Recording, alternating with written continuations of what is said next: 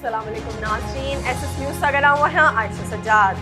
नाज़रीन, सभ खां पहिरीं हिन वक़्त जी हेडलाइंस ते नज़र विझंदासीं। अॻूणे सदर आसिफ अली ज़रदारी ऐं पाकिस्तान मुस्लिम लीग काफ जे सरबराह चौधरी शुजात विच में मुलाक़ात जी अंदरूनी कहाणी साम्हूं अची वई। ज़रियनि जो चवणु आहे त मुलाक़ात दौरान अॻूणे सदर तजवीज़ ॾिनी त पंजाब जे वॾे वज़ीर परवेज़ इलाही खे असेंबली टोड़णु न घुरिजे, मुशावरत सां नओं सेटअप जोड़े सघिजे थो। ज़रियनि मूजिबि मुलाक़ात दौरान आसिफ अली ज़रदारी चौधरी शुजात खे यकीन ॾियारियो त नए सेटअप में हमज़ा शहबाज़ वॾो वज़ीर न हूंदो। पाकिस्तान तहरीक इंसाफ जे सेक्रेटरी जनरल असद उमर तौहीन अदालत केस में गैर मशरूत माफ़ी वठी छॾी।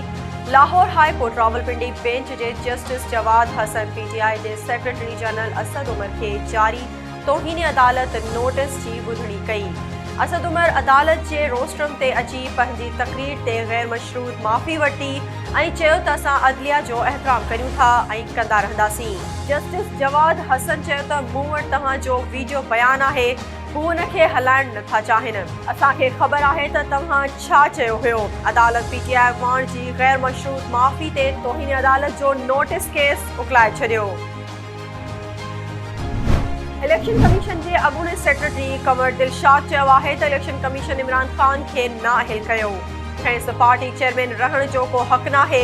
नवाज़ शरीफ़ जी नाअहली खां पोइ हू पार्टी क़यादत खां बि नाअहल थी वियो हो। केस में इमरान ख़ान जी नाअहली जो ख़तरो आहे। वकील सही दलील पेश कनि त केस ख़त्म थी सघे थो। मंझर ढंढ जी ॿोॾि खां पोइ 3.5 महीननि बाद भांसदाबाद खां सेवण ताईं रेलवे ट्रैक बहाल थी वियो। ॿोॾि खां पोइ मुख़्तलिफ़ हंधनि ते लॻल 15 कट मुकमल बंदि कया विया। ट्रायल ट्रेन हलाए पटड़ी चेक कई वई। रेलवे ऑफिसर जो चवणु आहे त ईंदड़ कुझु ॾींहंनि अंदरि रेलवे ऑपरेशन शुरू थी वेंदो।